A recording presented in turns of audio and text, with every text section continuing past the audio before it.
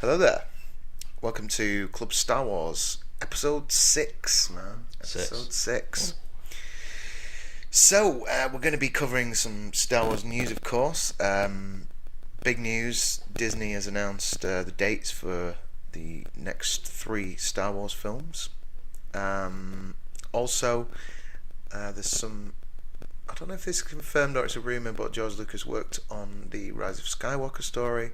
And also a bit of news about reservations for Disneyland's new Star Wars theme park. And we're going to be presenting 2 of our interviews from Star Wars Fun Day on Monday just gone.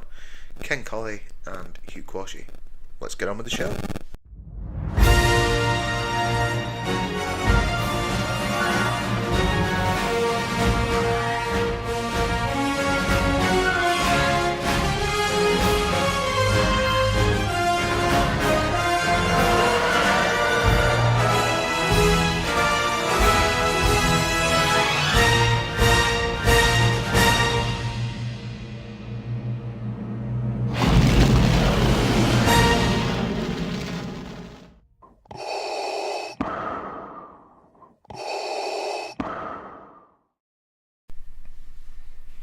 Star Wars news. The big news was this today. It was yesterday, wasn't it? It was yesterday, yeah. Yesterday, yeah, Disney dropped all this news. Yeah, so it's everywhere. But we're looking at an article on CNN Business. Disney announced on Tuesday that it's producing 3 more Star Wars films that will hit theatres starting in 2022. That means that there will be a 3-year hiatus between Star Wars The Rise of Skywalker, which hits theatres on December 20th, yes, and the next film, which will debut on December 16th, 2022. 2 more Star Wars films will follow in December of 2024 and 2026, according to Disney, if we all make it that far. Yeah. Which unveiled a new schedule on Tuesday that also includes release dates for 4 Avatar sequels, which keep getting putting back and back and back and back and back and to the left, back and to the left. The first Avatar movie is the highest grossing film in history, bringing it in roughly 2.8 billion in the worldwide box office in 2009. Avatar 2's release date has been bumped for December 18th, 2020. You see. Give Star Wars a break. Yeah. Heralding Avatar. Yeah. Well, they're just going to leapfrog, and Disney is just going to rake it in. Do us a favour, Disney.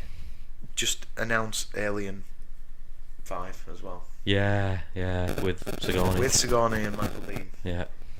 I know this is a Star Wars podcast, but come on. Do it. You know, it was all it was there, wasn't it? Yeah. Neil Blomkamp had That's it all right. sorted. Yeah. Sigourney was set to go. Everyone was pumped. Yeah. Man. And then You own Fox now, so it get was it Ridley done. that torpedoed that.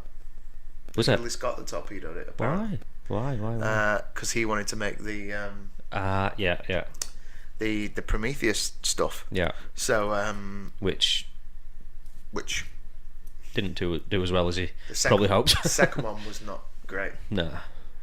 Prometheus on reflection, on second watch, I enjoyed that movie. I actually really liked it, but the second one I've watched it once and thought, phew. Yeah. But anyway, We digress. So obviously Disney have not given titles or plot details for new Star Wars films. Or who's making them?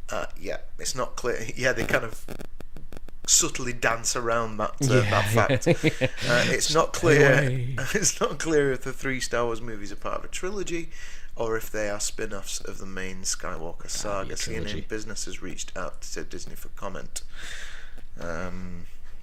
which I assume they got none. No. Yeah, that's pretty much what Disney are willing to say on that. I predict it's going to be Benioff and Weiss, an Old Republic trilogy. Well, I hope your prediction is correct, because I would certainly like to see that more. And I think Rian Johnson will be involved somehow. More than I would like to see Rian Johnson. Yeah. Trilogy. He could well be working with them as a writer. Right. But I hope not. I hope not. Please just walk away from Star Or Wars. will they be writing and executive producing and he'll be directing? Oh, well, that could be it. Yeah, I might have got that the wrong way around. Yeah. See, he's probably a better director than writer. I'd probably be okay with him directing them. Yeah. If he just didn't have access to the script. yeah, exactly. Yeah. You know, if he let those guys write it, and then, you know, and then they said this, and they said to Ryan, you know, we don't want your input on the script. And he went, okay, I'll direct it. Yeah. Watch out for them Starbucks coffee cups on set as well. Yeah. Anyway, George was quite fond of them, but thingy was we didn't see what's his name, did we? At Star Wars Fun Day, we didn't run into Ruin Johnson, did we? No, I we didn't see didn't. him. No. Were you there, Ruin? Were you trying to avoid us? Yeah, I didn't see you. Maybe you were. Yeah, so I don't know, man. I hope so. 2022, that it just seems like the future, man. I know it is the future, but it just. But it's good to have a rest. I know. I said that. It's not that far off, really. No. But when you say 2022, it doesn't. You know, it just seems like it's far off. It does seem like a long way. We're going to be flying cars by then and stuff, you know. But it's not. It's only like 3 years' time or whatever. With a bit of luck, hopefully we'll hear another familiar John Williams theme before then. Yeah. Yes, Indiana Jones. Yeah. You know, it's not like we've not been. That keeps getting put back. And back Yeah, as well, that keeps getting put back. So Harrison's not getting any younger. it's not gonna look, but so stop it now, right? You've got your Star Wars break. You've worked it out. It's supposed to be 2021. Yeah. Indy 5. Right. Yeah. So make it happen. Make it happen. Make it happen, please. That's about all we can say, I think, on that. Yeah. I think so. Yeah, you know. Yeah, bring back Revan. Let's have it. Yeah.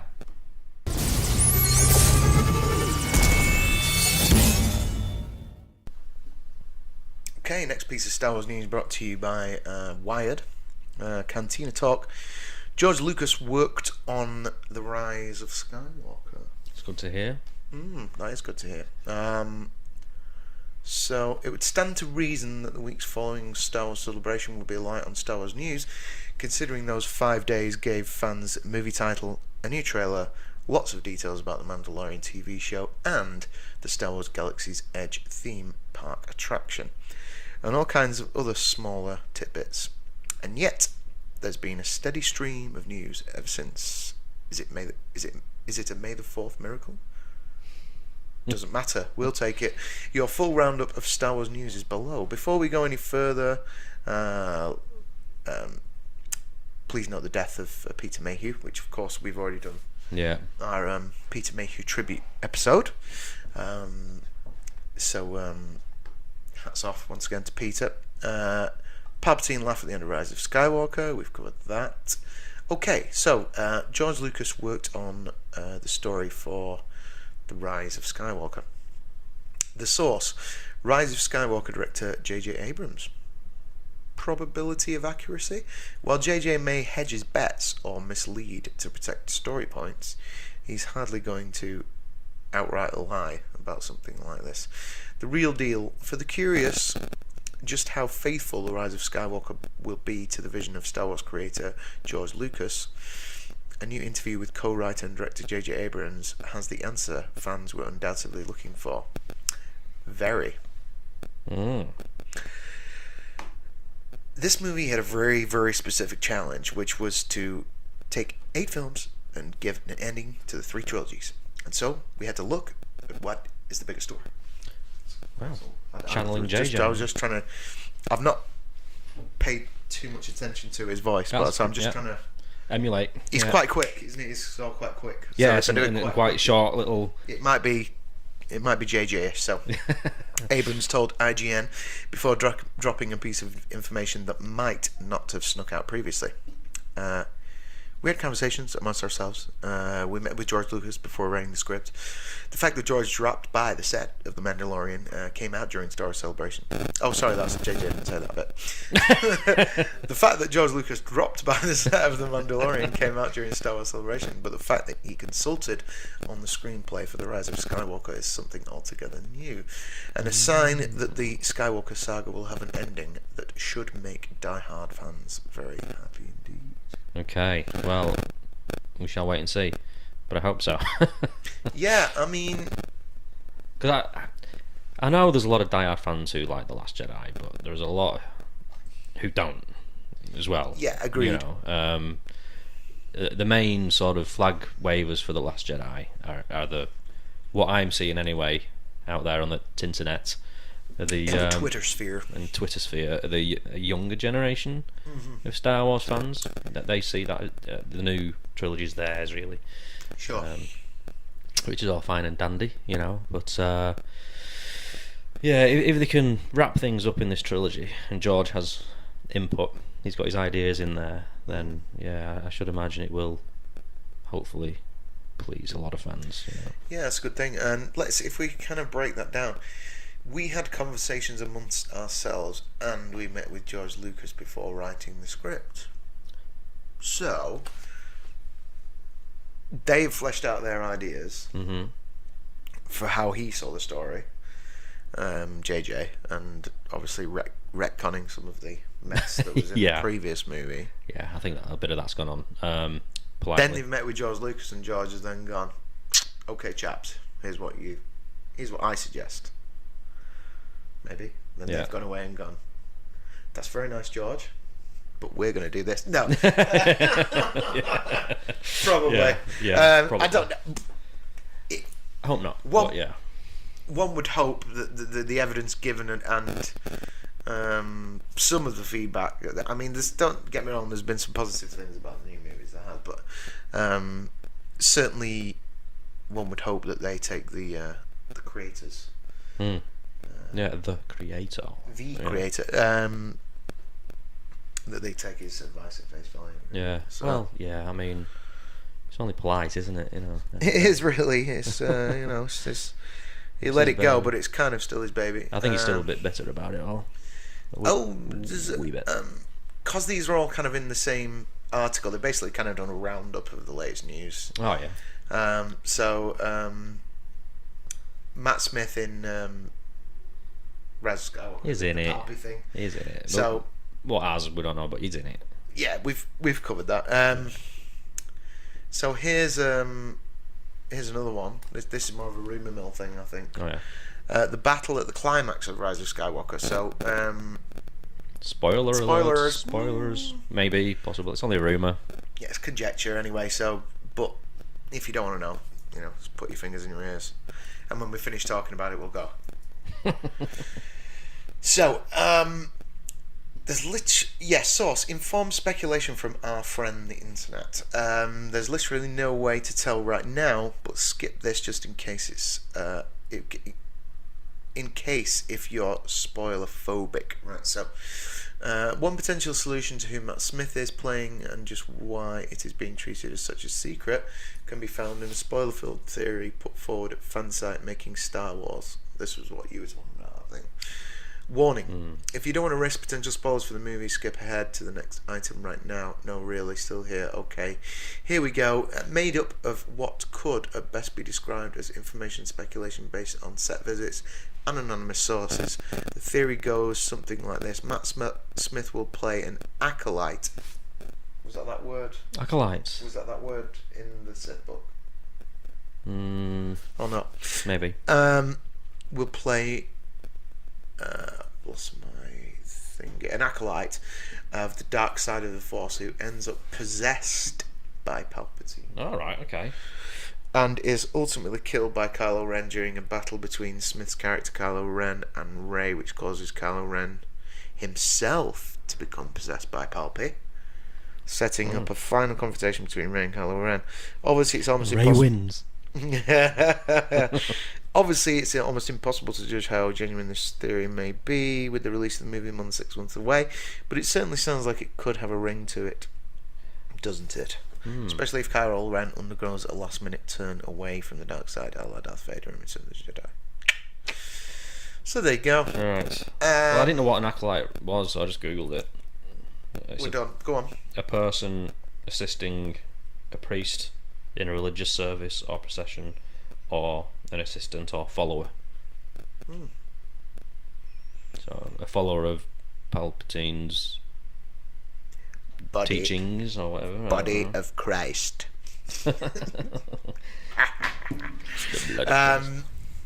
What else we got? Galaxy Far Far Away change of address.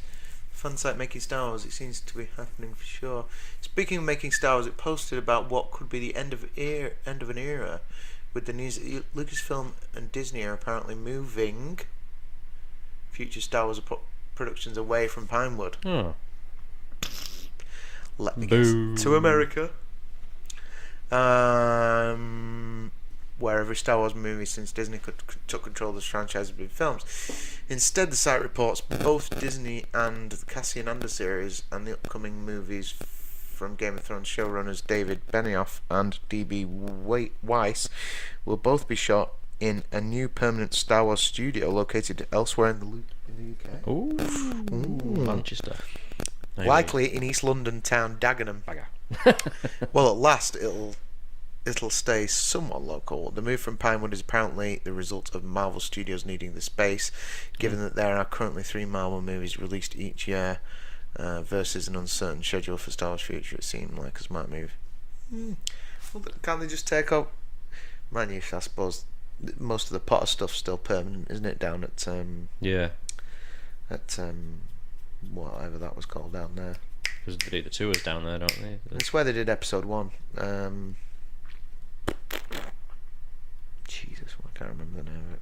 There's an old Rolls Royce factory that they made into a studio for GoldenEye, and then it was used for episode 1. Leaveston. Okay. Leaveston. Right, yeah. So I don't know if they'll be able to do it down there. Maybe it's somewhere totally different. So there you go. That's about it on the George Lucas and the rumour mill stuff. Yeah.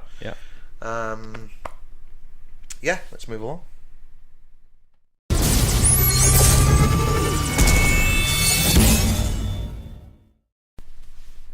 Okay, so we're going to do a bit more rumour mill stuff. We're going to cover some stuff that's from MakingStarWars.net. But first of all, you spotted something on...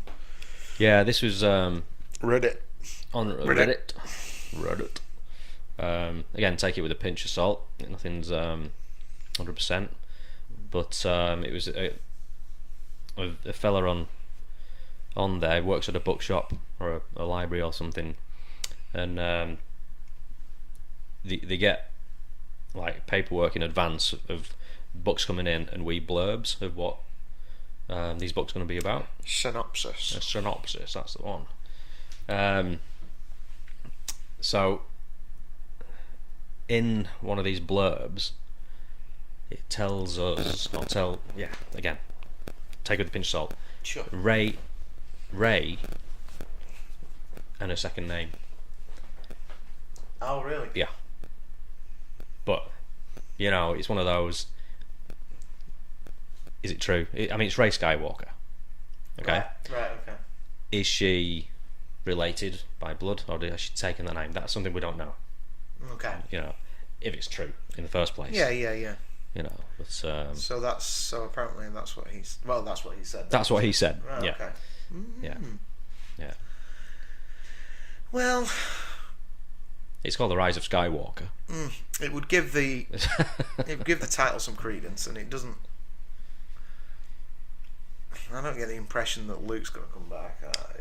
Well, I'm not overly confident about that. No, he's in there somewhere. Yeah, I think like more of a cameo, probably. Unfortunately, it'd be a Force Ghost or something. Which to me is, pretty sad. But anyway. Yeah.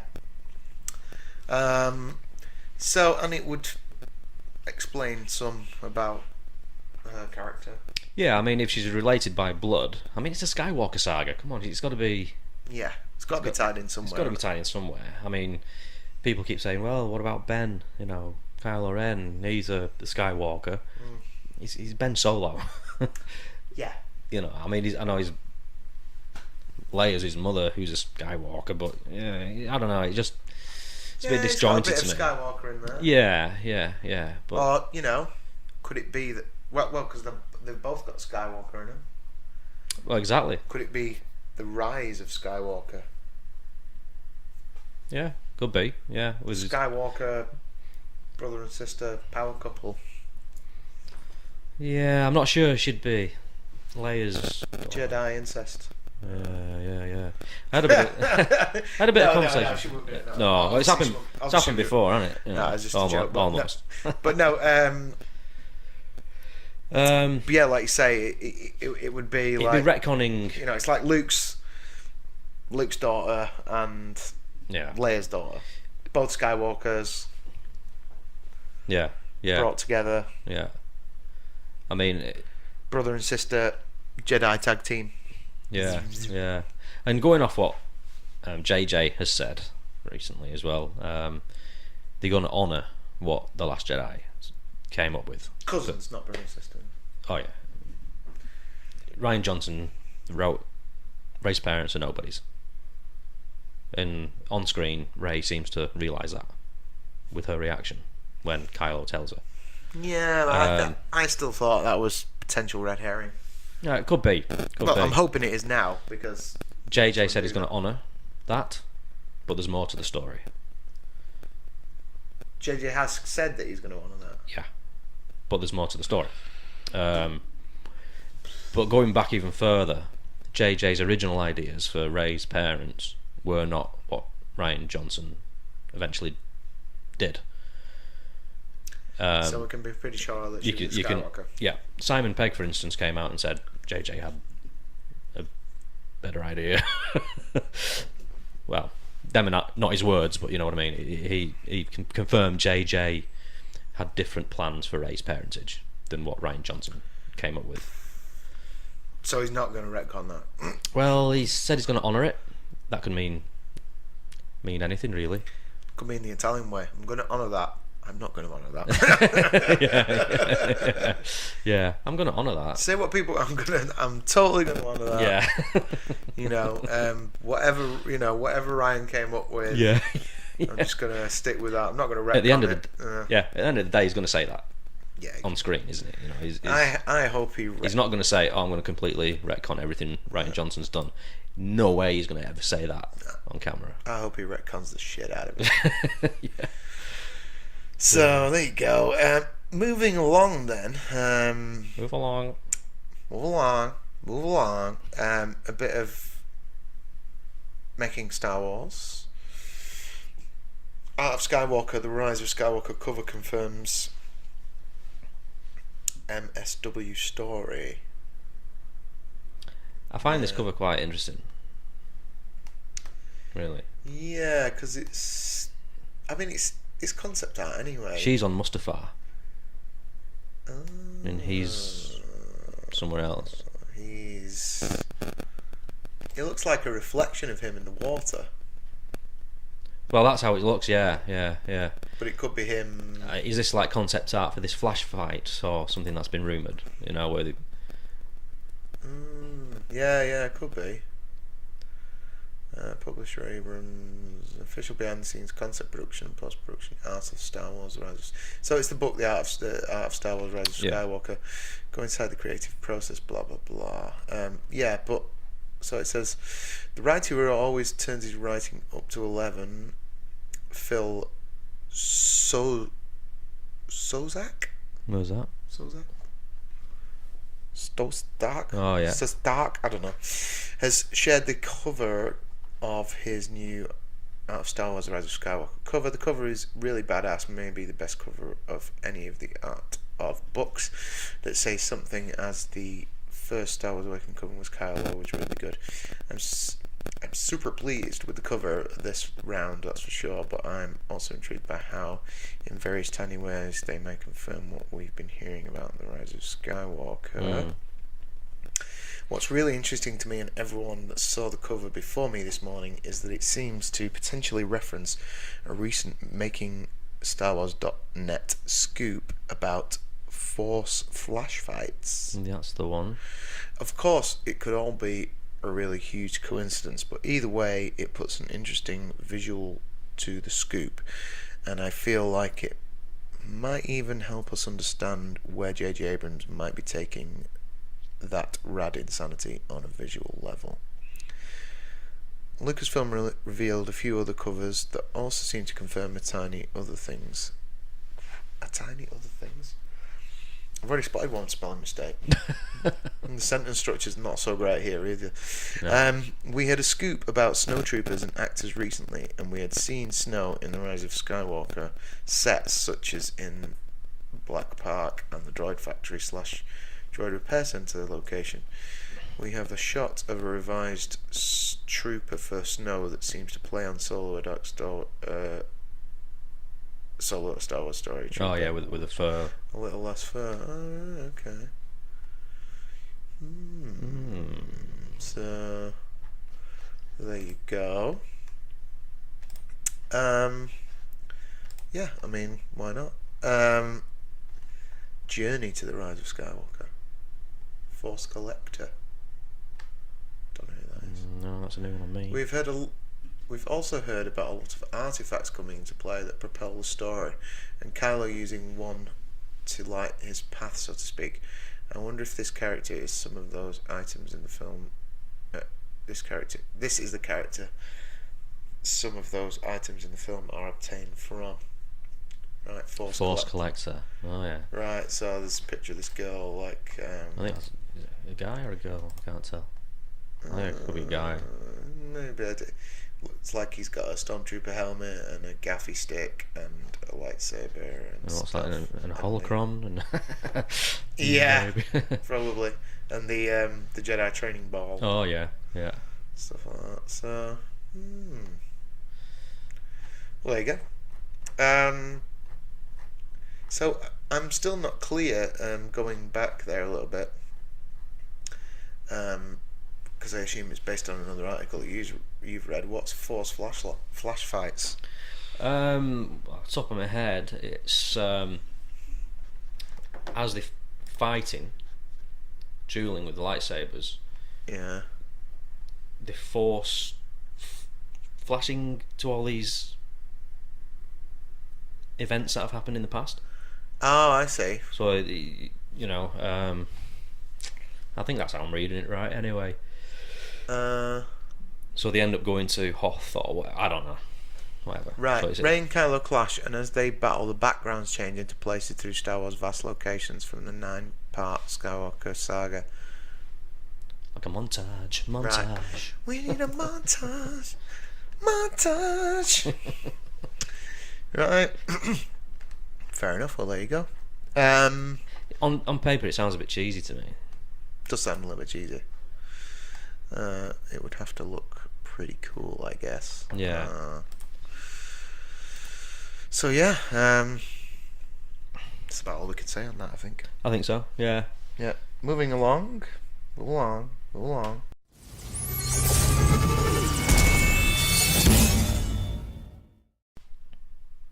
So a very, very quick piece of news just before we kind of do a little roundup of Star Wars Fan Fun Day that we went to on Monday.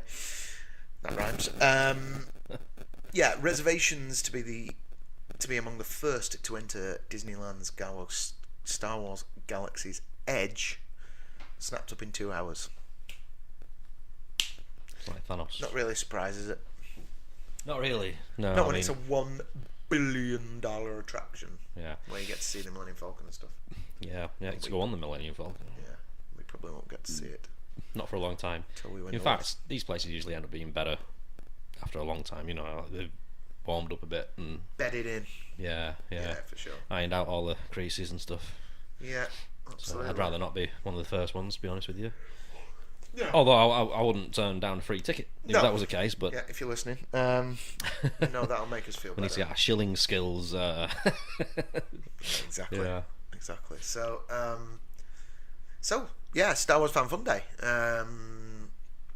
We were there pretty much bright and breezy. Yeah. Early pick up. First of all, Andy, really sorry you couldn't come, man. get well soon. Yeah, get well soon, mate. Sorry we couldn't celebrate your birthday with you, but I'm sure there'll be another chance we can make it up. All right, mate. Yeah. So, yeah. What were your thoughts on? I enjoyed it. It was a really good day. Lots of stalls there. Not enough money for personally to get everything I wanted. Oh man, I could have spent so much money there. Always the case in that, man. Yeah. I got myself a wee Boba Fett 6-inch figurine. Yeah. Which I've been after for a long while. Which is very nice. Yeah. Got a very nice piece of artwork. Ah, yes. Dave Kennedy. Check Man him out. Himself. There you go. Look at that. It's awesome, man. Yeah, just carrying on admiring that. I'm just going to Yeah. give So out Dave's link because I Yeah. can't remember. So Dave Kennedy's a comic artist, right? A comic book artist, I believe. Artist. Artist. Yeah. And this picture just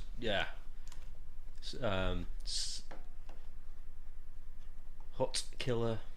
What do they call her now? Hut Slayer Leia. Oh, is it called? Yeah, they're kind of steering away from Slave Leia these days. Yeah. Oh God. Right. Yeah. Oh, there we go. Yeah. So, Cherry Sheriff is his website. So you can check out. Is that his website? Can you purchase the stuff from there? Yeah, Cherry Sheriff, the artwork of David Kennedy.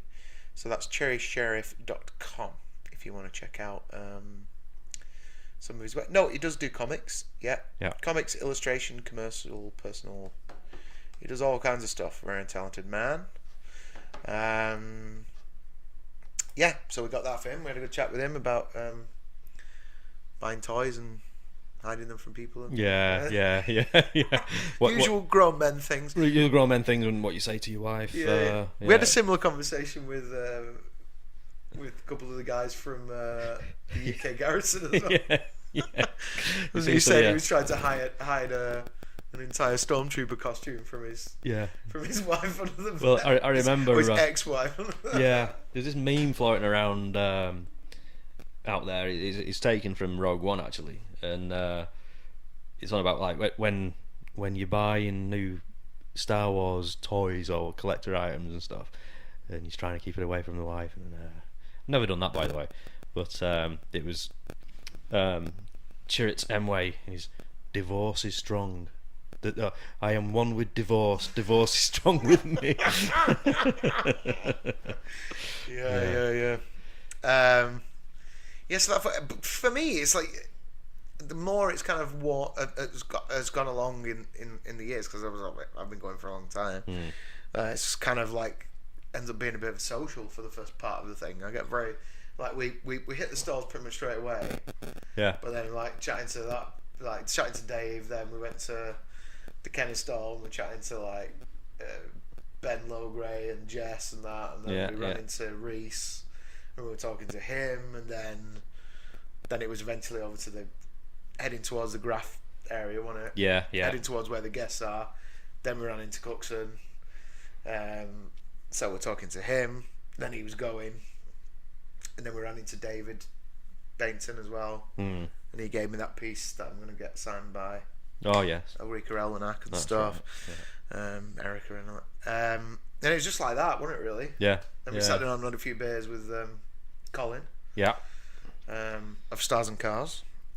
It's just a grand old time, really. Yeah. I'm already looking forward to next year, if I'm honest. And then we were like, we said hello to Neil, so hello to Paul, and then we were like, we better kind of start interviewing. Go and do some stuff, didn't we? Yeah, so, I mean, I was dressed in the Imperial outfit. Very well done. Yeah. And then I did get changed after we had our photo shoot. Yes. There'll be. We have got some cool pictures from the event, which I think we'll post them in the Club Star Wars Facebook group. Yeah. I think you've tweeted some out anyway. I have tweeted one or two out. Yeah. So but I think we'll post them as a a full thing in the in the Facebook group. In the Facebook group, if you want to check that out. Also, the photo shoot. I think we'll share that next week because the photographer said he would do me digital file. I just haven't dropped him a line yet. Right. Okay. So we'll get that for next week and share it with you. Yeah. But yeah, it's. I just said like we can't leave Matt without having this done. No. Because probably. Yeah. Not many more chances to do that. So. Yeah. So. Jesus, I'm getting tired now and I can't remember the guy's name. Oh. Neither can I. Which is terrible. Michael Culver. There you go. Yeah. AKA Captain Nida, who's like who's party to like one of my if not my favourite Vader scenes. Yeah. Apology accepted. Yeah. Captain Nida. I've even come up with a name for that piece that I'm going to put together. Oh yeah. You got a nice autograph. I'm going to call it The Apology. Oh yes. I'm going to have a plaque. Star Wars Empire Strikes Back, The Apology. Yeah.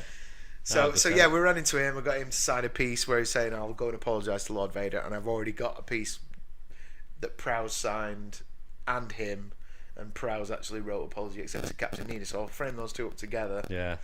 And I've got my eye on a James. I've got a line on a James Earl Jones index card. Right. That I think I'm going to throw together with it. So Nice.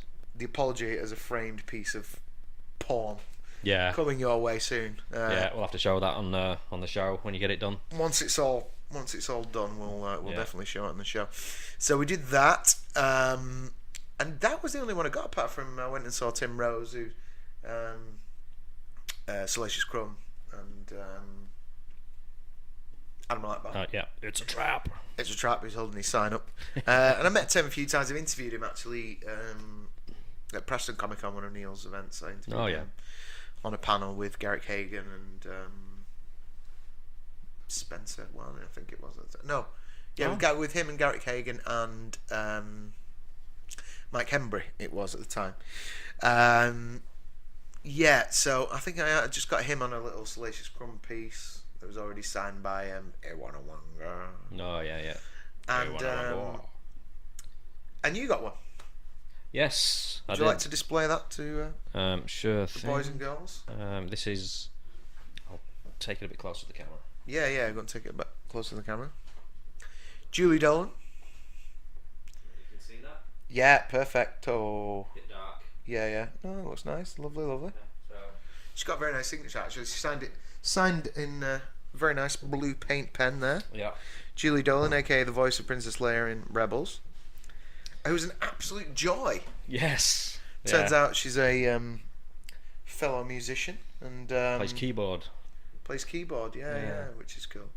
So we hit it off. There's an interview with her, which we'll be sharing probably next week. Yeah. As well. And you might be able to get your hands on this. Yeah, I'm thinking about giving this away. Just got to think about how. We're going to need to think about the mechanics of the competition. Yeah. And how you can help us. How we can help you. Yeah, so if you've got any ideas, put them in the comments. Yeah. By giving you a beautiful figure in return for something. Maybe some subscribes. Some subscribes. Yeah, we hit something like that. A number. I don't know. We'll figure it out. Yeah, something like that would be nice, I reckon. So let's move along and share some of our interviews from Star Wars Fan Day. So fantastic event. I don't know the figures of what they raised for charity yet, but once they do, we'll share those with you. Yeah.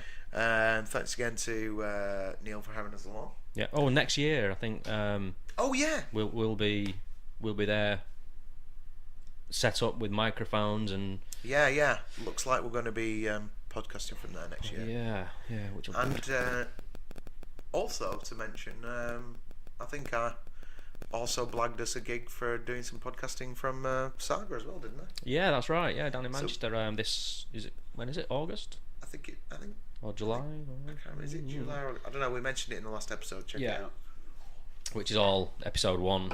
Yeah. Orientated. So we'll be getting out and about and doing some bits. So, so if you see us there, come up and say hello. We'll get you on the podcast. Absolutely. And yeah, let's check out the first of our interviews. Here's the interview that Matt did with Hugh Quarshie, aka Captain Panaka. Excuse the nerves. A little bit of nerves at the beginning, but he gets into it. It's good. Yeah, so Hugh Quarshie, episode 1. Okay, I'm here with Hugh Quarshie, who plays Captain Panaka in episode 1. Pleased to meet you. Oh, and you. I didn't get your name. I'm sorry. My name's Matthew. Matthew. Sorry. Yeah, sorry about that. Yeah. So just a quick chat about your experiences on the shooting of episode 1 and what it was like to work with the actors there and what have you. So starting off though, how did your career start in the first place? How did you get into acting? That's. Well, it was a kind of accident. Nothing in my career has been planned, really. I left university thinking that I'd be forging a career in journalism or working for one of the international agencies. But I started off working in a news broadcasting reporting agency and was being bored into a coma. And the best recent memory I had was of doing theatre at university. So I got back into it that way. But try to keep my options open for as long as I could. By continuing to do freelance work in journalism, but eventually I had to make a decision as to whether to pursue journalism or acting, and rightly or wrongly I chose to pursue acting as a career. Probably rightly. I mean, one of your longest roles has been in Holby City, which is a very popular TV show, isn't it? Sure. But I think the thing is that the popularity of a show is measured in terms of the number of people who watch it. But quite often that means that we are playing to a certain gallery. We have a core audience. That means that we have to observe certain conventions, perhaps certain rules, certain traditions, if you will. And they aren't necessarily the ones that actors want to explore. I've been quite fortunate because Holby's gone down similar paths that I wanted to go down, and it has also meant that I've been able to free myself from the demands and the conventions of working in theatre to some extent. But television has its own conventions and film has its own conventions, and currently I'm happier in working in television conventions, but even there the conventions can be limiting and restricting, as well as being just necessary. Yeah, right, I see. Moving on to Star Wars, how did you find out about the part? How were you offered the part? Well, it happened quite quickly, and I suspect it was in part because they had some difficulty casting Panaka.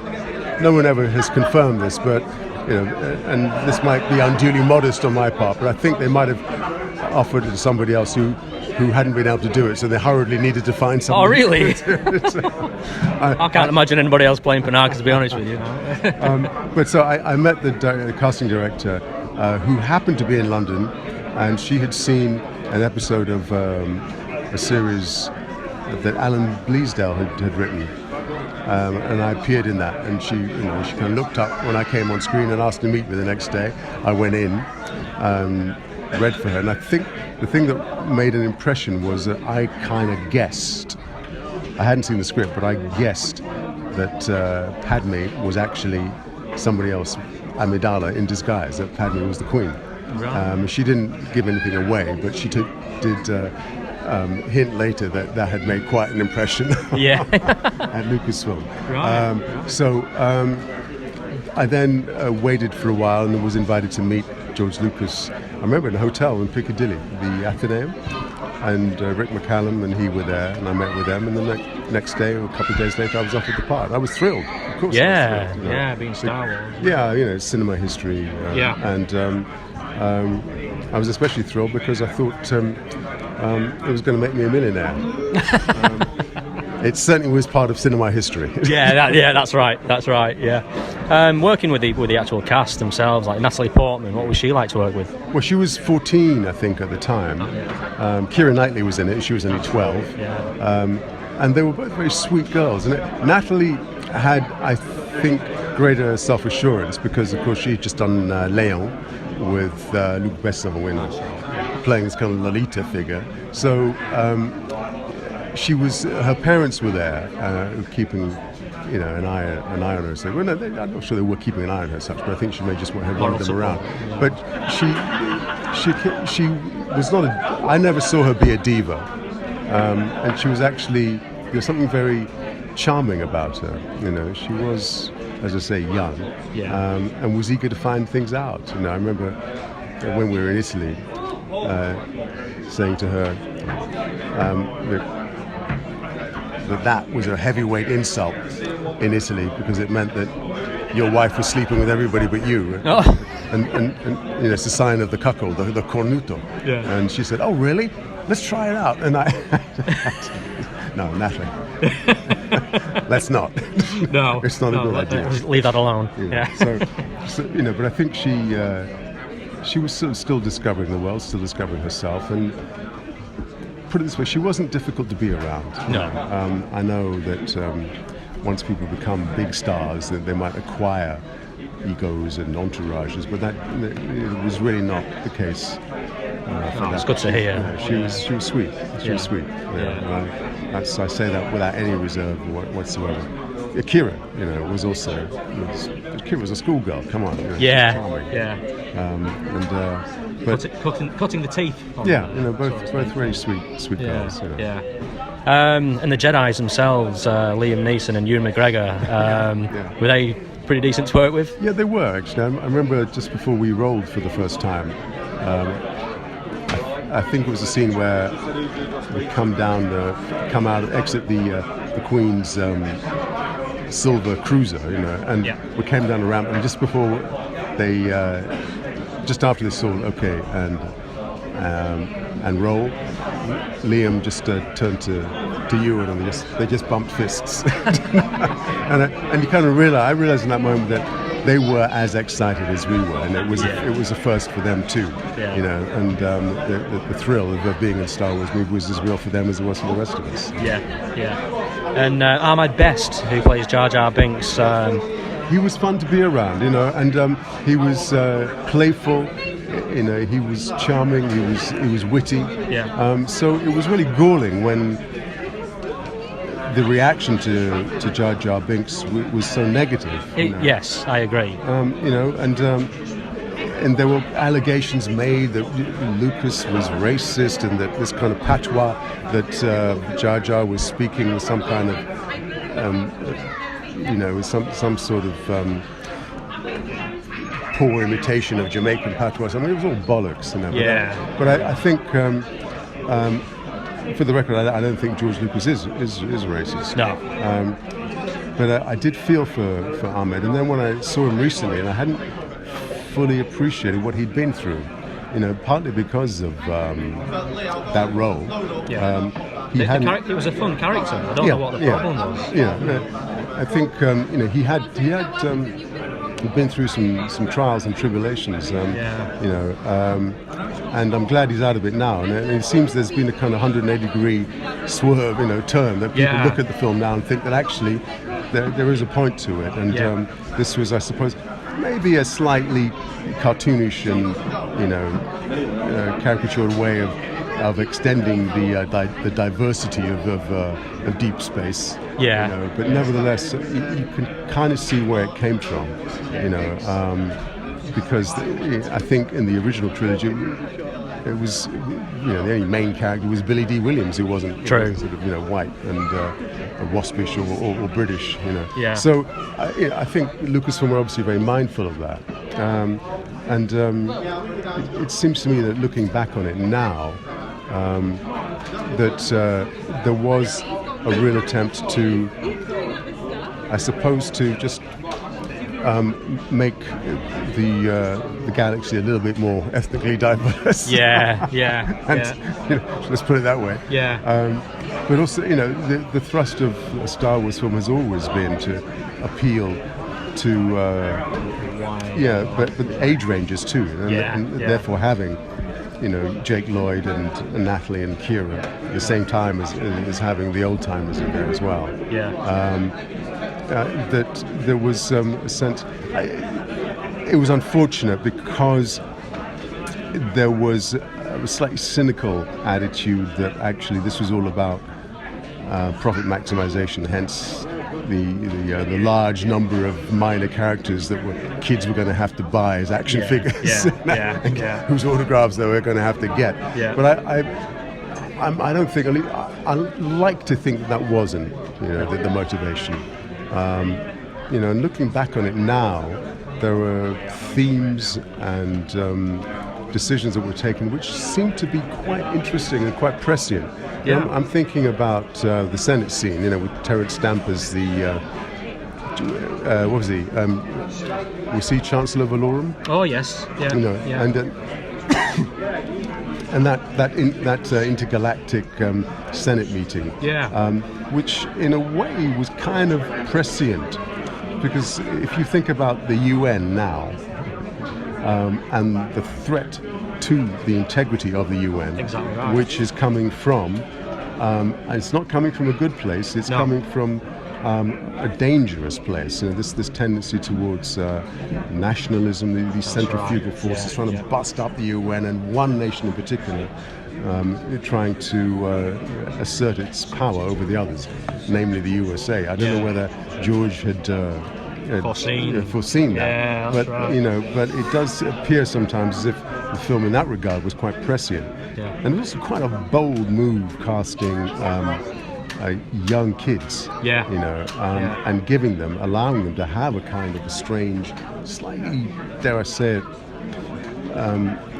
it, stirrings of a sexuality, certainly Amidala and her fascination or her attraction to Anakin later on. Yeah. And it was a bold move to cast somebody who had been sexualized as a 12-year-old or however old she was when she did Leon, in that role. Yeah. So, looking back on it now, there are things that you kind of think... Kind of pushed the envelope. Yeah, you just thought, whoa, maybe this was actually better thought out than we realised. Yeah, absolutely. The writing of that trilogy as a whole, like the political ups and downs. I mean, it's kind of ringing true today. I just want to finish off with this interview with saying you were also in a movie in 1985 which is a childhood favourite of mine, which is the Baby. I can't remember the exact long title. Baby, Secret of the Lost Legend. That is the one, that was a childhood favourite of mine. I absolutely loved that movie. It was kind of like a dinosaur E.T. That's dinosaur right. version of E.T. But this was in the days before CGI. Yeah. So we still had animatronics and we still had stuntmen in dinosaur outfits. Yeah. We had William Catt and Sean Young in the principal roles. Yeah. But also Danger Man himself. Do you remember Patrick McGowan? Oh, yes. And Julian Fellows, the author of Downton Abbey, he was in there too. Right. And I played a character called Kenji Obi, I think, and this rather implausible was flying a seaplane. But it was fun to do. We shot it in the Ivory Coast. It was I think for its time it was I don't know what kind of business it did, but it was certainly fun to do. And, it's definitely one of my childhood favorites. I think, but when you see, it sort of shows up the brilliance of films like Star Wars, or not films like, but Star Wars, and the cleverness, the genius of Industrial Light and Magic. And the Phantom Menace, of course, took a bold and big decision to move from film to digital video, and you looking at the effects, the CGI effects of the new era of films, and then looking at things like Baby, Secret of the Lost Legend. I watched when I checked into the hotel yesterday. I switched on the TV, and there was some, for its time, revolutionary Ray Harryhausen. Oh yes, models with Sinbad or something. And you look at it now and you shake your head in disbelief that anybody could have thought that was credible. Yeah. But also, the acting it required very, very broad acting styles, because what you're doing is basically models, and you're hoping that people just accept the convention that they know this is crap. But nevertheless, they're hoping you'll take it seriously. You'll believe it. Yeah. So I think I'm glad that that you enjoyed Baby. I loved it. Yeah, absolutely loved it. Yeah. Like I say, it was kind of a dinosaur version of ET almost. That's right. That's very good. Well, thank you very much for talking to us. It's been an absolute pleasure. Thank you very much. All right. Cheers.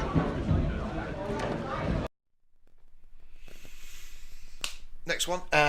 So this is my interview with Ken Coley, aka Admiral Piet, aka Jesus Christ from Life of Brian. Life of Brian, yeah. Had to be done. Yeah. Anyway, check it out. Oh, we're here at Star Wars Fan Fun Day in Burnley 2019. I'm sat here with Ken Coley, aka Admiral Piet from Empire Strikes Back, Return of the Jedi. But I don't want to just start with Star Wars, because I know you've been an actor for a long time. You've done a lot of great work. So what was the first impetus? What was the first thing that you saw? Was it a play? Was it another actor? Was it a film that made you think, I want to do this? I think this is going to sound a bit pretentious, but it is the simple truth that a reporter was doing an interview with me, said to me, when did you first decide to become an actor? And I said, I didn't decide, I just realised I was one when I was about 8. Really? That far back? Yeah, at school. Wow. 8's the best time, the best age for magic. Yeah. And the problem is sustaining it. Yes, absolutely. So so the first thing you would have done though, was school plays then and that kind of thing? Yeah, I did a couple of those, everybody in my class seemed to understand, and they took one step back when the teacher wanted something to do the poetry or the reading or whatever, and I was left in pole position whether I liked it or not. Excellent. So how did you go from there to, was it professional theatre first, or film, television? No, I joined Weekly Rep, as we call it, slavery as I call it, as an ASM. An ASM is a dog's body for everybody in the theatre, including being thrown on in small parts because you're for free. Sure. And you work your way up from that. Yeah. Cool. So then, and I have to, before we talk about Star Wars, I do have to ask you, because I'm also a big Monty Python fan, so we don't have to give the character name, but everyone knows that you played a very significant historical character in a certain Monty Python film. Yeah. How did that come about? They simply asked me to go and meet them and said they were doing this movie, and it was a comedy, but they wanted a straight Christ. They were not in any way interested in sending up Christ or Christians. Yeah, very much so. The way it can be misunderstood and misused like anything else. Yeah. So I said, fine. Yeah. And what was it like working with those guys? I mean, were they just funny all the time, or were they quite serious preceding the work? Working in a dream. That's what it was like, working in a dream. Working in a dream. They were wonderful. Yeah, fantastic. Very glad to hear that. So moving on to Star Wars then.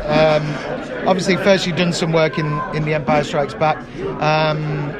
How did that come about, working on Star Wars to begin with, in the role of Admiral Piet? Well, I was called to meet the director, wonderful director, who's now left us, unfortunately.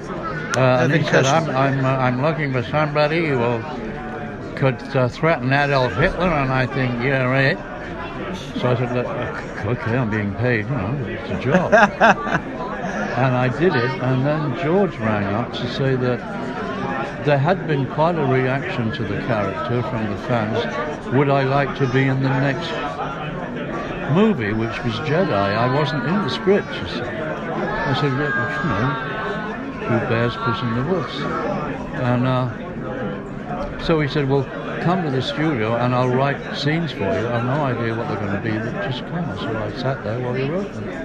Yeah, fantastic. So what what would you say your main overriding memory of either Empire or Jedi was working on those two films? What's your standout memory from those two movies? The first one was terrible. On my first day, I had to do 17 takes of some gobbledygook language, because you have to understand, at that time there was far less CGI.